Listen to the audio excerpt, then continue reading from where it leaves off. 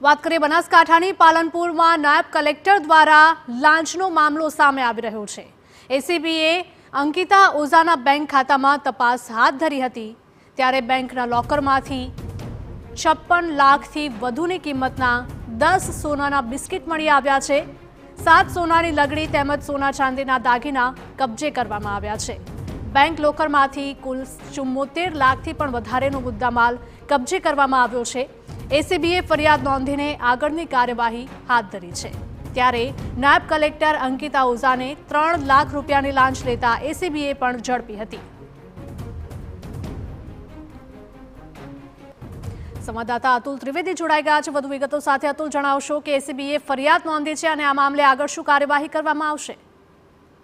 ચોક્કસ બનાસકાંઠાના જે સ્ટેમ્પ ડેપ્યુટી નાયબ કલેક્ટર છે અંકિતા ઓઝા, તેમની 10 દિવસ અગાઉ એસીબી ટ્રેપ થઈ હતી। 3 લાખ રૂપિયા લેતા તેઓ રંગે હાથે ઝડપાઈ ગયા હતા અને ત્યારબાદ એસીબીએ તપાસ હાથ ધરી હતી। જોકે એસીબીએ તેમના મકાનમાં જ્યાં રહેતા હતા ત્યાં અને ઓફિસમાં પણ સર્ચ કર્યું હતું, પરંતુ જે પાલનપુર એસીબી છે તેમને મહેસાણા જે બેંકના ખાતા હતા તેમના લોકરમાં પણ તપાસ કરી હતી અને 57 લાખથી વધુના 10 સોનાના બિસ્કિટ મળી આવ્યા હતા। ત્યારે 7 સોનાની લગડી અને સોના ચાંદીના દાગીના કબજે પણ કરવામાં આવ્યા છે। બેંક લોકરમાંથી કુલ 74 લાખનો મુદ્દામાલ એસીબીએ કબજે કર્યો છે અને એસીબીએ અત્યારે તો જે ફરિયાદને આધારે છે એ વધુ તપાસ હાથ ધરી છે। જી બિલકુલ અતુલ, આભાર।